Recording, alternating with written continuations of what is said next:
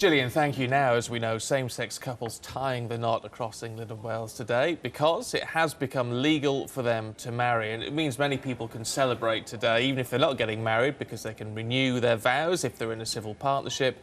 It all rekindles the debate over gay rights and gay parenting. Well, let's discuss all these matters, if we can squeeze it all into a few minutes, with Matthew Todd, editor of Attitude magazine, and the actor Charlie Condou. Morning, gents. Good morning.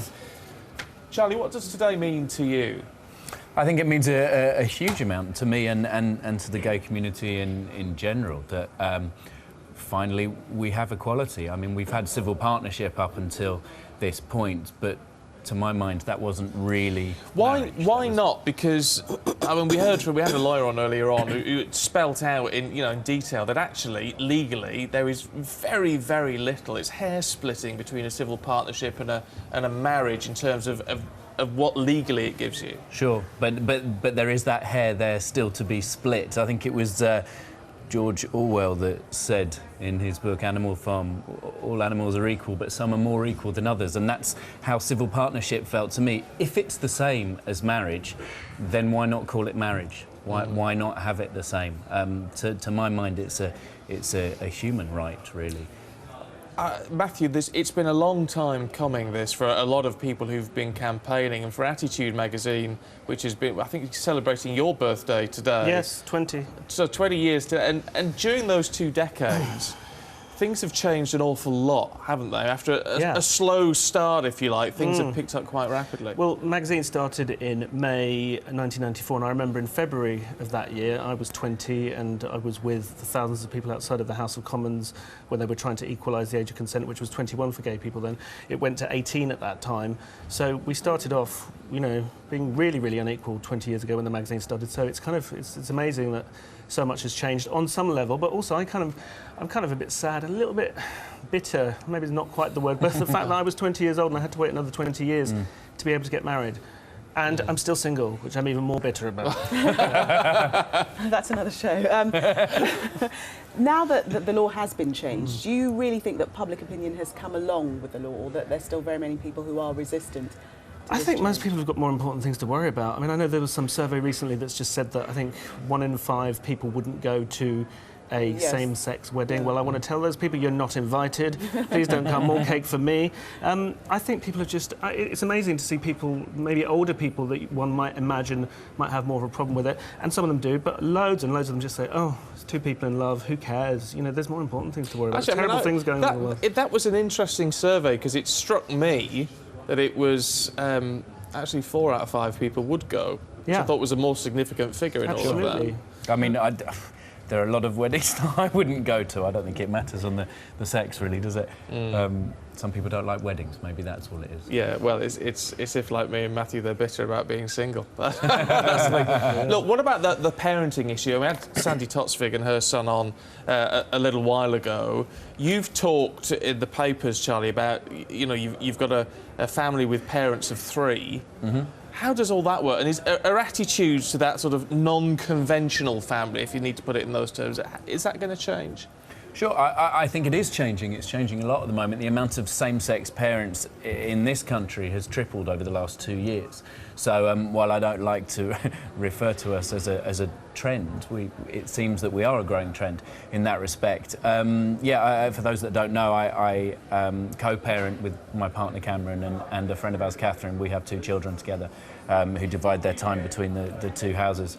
And it works incredibly well for us. But what happens we're very lucky. How old are your child? We have 2 children, one's 4 and one's 2. So what happens at parents' evening?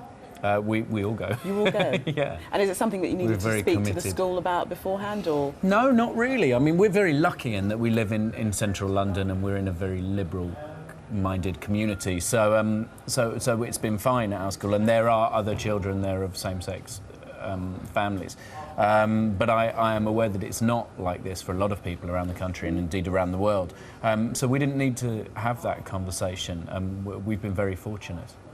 What's your ideal, Matthew, for another 20 years? Is it that things like, Attitude magazine sort of won't have to exist, that no one's going to talk about anything from marriage apart from it just being marriage? But is it for all of these boundaries and sort of points of difference to be forgotten?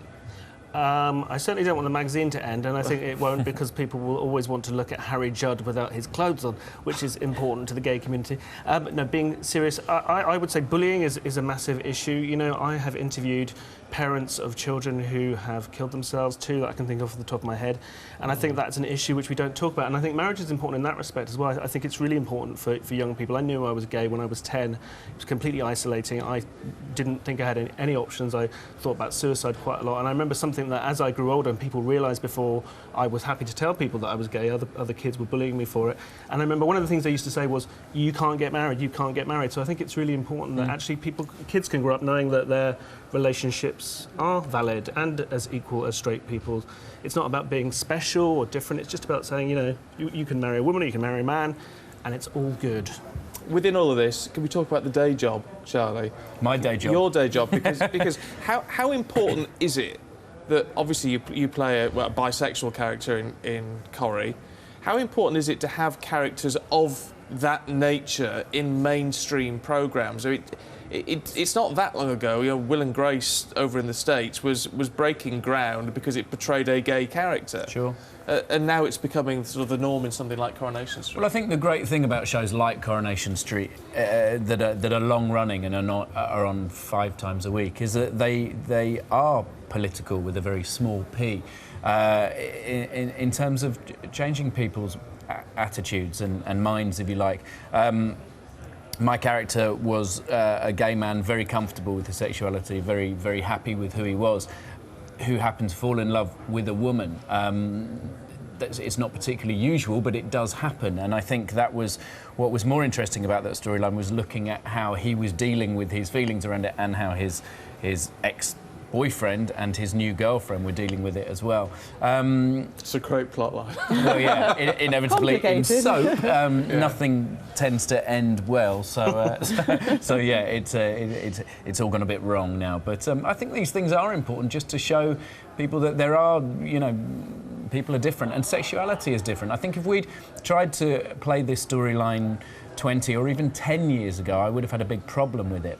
But I think we've moved on from that, and it's really interesting to look at people's sexuality in that way and to understand that some people it's slightly more complicated for. And from attitudes point of view in all of this, Matthew, how important is it that there are people who are gay but who are not anything other than ordinary, who are highlighted? I mean, the media is an obvious point because it's obviously drawn to more people's attention, but how important is that idea of not being a stereotype, or indeed being a stereotype if you want to be, but the fact that it spans all of society now? Is that something we need to acknowledge further? Yeah, I think it's really complicated. I think sometimes I hear gay people getting a bit upset that maybe there's lots of kind of, you know, camp comedians like Alan Carr and Graham Norton, but there are certainly lots of camp gay men, and those people should be reflected. And I think they're great, and I think they've really helped normalise, you know, gay people in the media. But I think also I hear now sometimes some gay people saying, well, actually, I don't want it to just be kind of, you know, very masculine men who are very like, we're straight and are we acceptable to straight people, because I don't need permission from anybody, gay, straight, whatever. I think people should just be themselves, and I think it's great that there's a big, you know, diverse range of different types of characters, as there is in real life, because some gay people are builders, some gay people are... We have that in Coronation Street as well, not to bring it back to me for a while, but, but at the moment we have 3 gay male characters in the show. There's my own character who's not particularly camp. You have the character of Sean, who is camp and very flamboyant, but you walk down the street and you'll see, or certainly down Old Compton Street or Canal Street, and you will see hundreds of Seans out there. And then you have Todd, who again is a very different kind of gay man, and I think that's really great to say it's representative. There are all sorts of gay men, just like there are all sorts of straight Have you men. ever had criticism for playing a gay character in a soap? No, I haven't actually, and I think that's mainly because my character is very likeable, or at least he was until he started having affairs and doing all that kind of stuff. So I haven't had any criticism or abuse, but that's not to say that some of the others don't get it. But then I think that's more to do with the fact that my character's nice, and I think people are generally very accepting. As I say, you don't encounter nearly as much homophobia as perhaps you would have done when Michael Cashman was on EastEnders back in the 80s, and that was a really very different time. Yeah, I know he people got were a lot of outraged, abuse. wasn't It's changed a lot in a really short period of time. Matthew, Charlie, really good to see you both. Thank Thanks you very very much. much indeed. Thank you. We'll stay with us here on Sky News. We've got the sport heading away.